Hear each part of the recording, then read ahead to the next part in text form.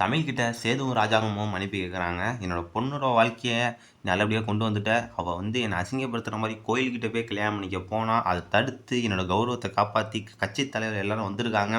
ஆர்வமும் எங்க குடும்பத்துக்கு ஒரு ஏத்த பையனா இல்லாம இருந்தாலுமே, எங்க குடும்பத்துக்கு ஏத்த பொண்ணு கிடையாது தான். ஃபர்ஸ்ட்டு நான் யோசிச்சேன். ஆனா என் பையன் ஆசைப்பட்டதுனால தான் அவன கல்யாணம் பண்ணி வச்சேன்.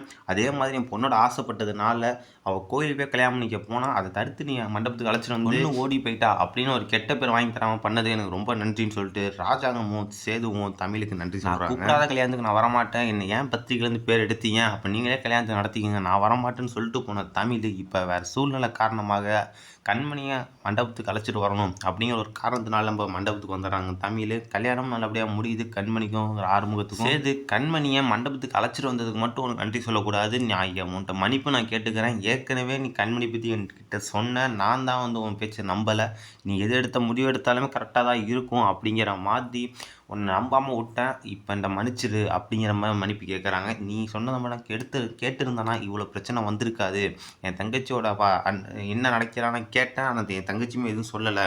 ஆனால் உன் பேச்சை நான் கேட்டிருக்கணும் அப்படின்னு சொல்கிறாங்க. போன தடவை பாட்டி உயிர் போக வேண்டிய நேரத்தில் தமிழ் தான் காப்பாற்றி வீட்டில் ஒரு நல்ல பேர் எடுத்தாங்க. அப்போ ஈஸ்வரி சொன்னது கரெக்டான வார்த்தை. இவளுக்கு நல்ல பேர் வாங்குறதுக்காண்டே வீட்டில் ஏதோ ஒரு பிரச்சனை நடக்குது அப்படிங்கிற மாதிரி, அடுத்த பிரச்சனை வீட்டோட மானத்தை காப்பாற்றுற மாதிரி கண்மணி ஓடி போகிற தடுத்து வீட்டுக்கு அழைச்சிட்டு வந்து ஒரு நல்ல பேர் திருப்பி வாங்கிட்டாங்க. யார் இவங்க இந்த வீட்டுக்கு தமிழோட பத்திரிக்கை பேர் வரக்கூடாது அப்படின்னு சொன்னாங்களோ அவங்க இந்த வீட்டுக்கு கெட்ட பேர் தான் வாங்கி தராங்க. ஆனால் பத்திரிக்கையில் பேர் வரக்கூடாதுன்னு ஒதுக்கி வச்சவங்க இந்த வீட்டுக்கு நல்லது தான் பண்ணுறாங்க அப்படிங்கிற மாதிரி தான் இருக்குது. எல்லாம் வீட்டுக்கு போயிடுறாங்க. நம்ம சொன்ன மாதிரி பாட்டியும் சொல்கிறாங்க, இப்படி இப்போ மட்டும் தமிழ் மட்டும் இந்த விஷயத்தில் இல்லைன்னா நம்ம குடும்ப மானமே பேருக்கும். கண்மணியை மனசை மாற்றி அழைச்சிட்டு வந்தது அவள் தான். நம்ம வீட்டுக்கான மருமக அவள் தான், ஏற்ற மருமக.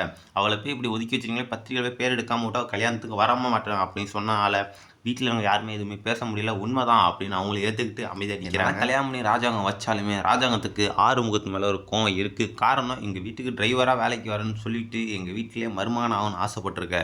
அது மட்டும் இல்லாமல் எங்கள் பொண்ணை அழைச்சிட்டு ஓடி போகணுங்கிறதுக்கு முடிவு பண்ணியிருக்க. நீ என் துரோகம் பண்ணியிருக்க. உனக்கு உன் அக்காவுக்கு நான் உதவி பண்ணேன். ஆனால் அந்த உதவியை மறந்துட்டு இந்த வீட்டுக்கு நன்றி கடனாக இருப்பேன்னு நீ சொன்னேன். அந்த உதவியை மறந்துட்டு நீ எங்களுக்கே துரோகம் பண்ணியிருக்க அப்படிங்கிற கோபம் ராஜாங்கத்துக்கு கண்டிப்பாக இருக்குது.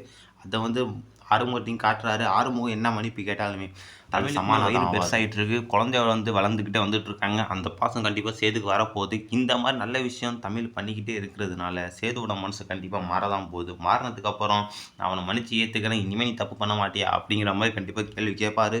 தமிழும் அதுக்கு சம்மதிச்சு வீட்டுக்குள்ளே தமிழ் போக தான் போகிறாங்க. அதுதான் நடக்க போகுதுன்னு தோணுது. காரணம், அதுக்கான தான் 6 மாதத்துக்கு 2 பேரும் ஒன்றா இருக்கணும் கோர்ட்டில் சொல்லியிருக்காங்க. இவங்க மனசு மாறுறதுக்காண்டி தான் கதை கொடுத்தது சூப்பர். இதே மாதிரி ஈஸ்வரியோட பொண்ணு சித்ரா, அவளும் ரொம்ப நாளாக இந்த சீரியலில் இருக்கா. அவளுக்கு ஒரு கதை வேணும், அவளுக்குன்னு ஒரு தனி லைஃப் வேணும் அப்படிங்கிற மாதிரி நீங்களும் யோசிச்சிங்க அப்படின்னா கமெண்ட்டில் சொல்லுங்கள். 2-3 நாளில் தாமரோட ஆக்டிங் நல்லா இருந்துச்சு அப்படின்னு லைக் பண்ணி தருவீங்க.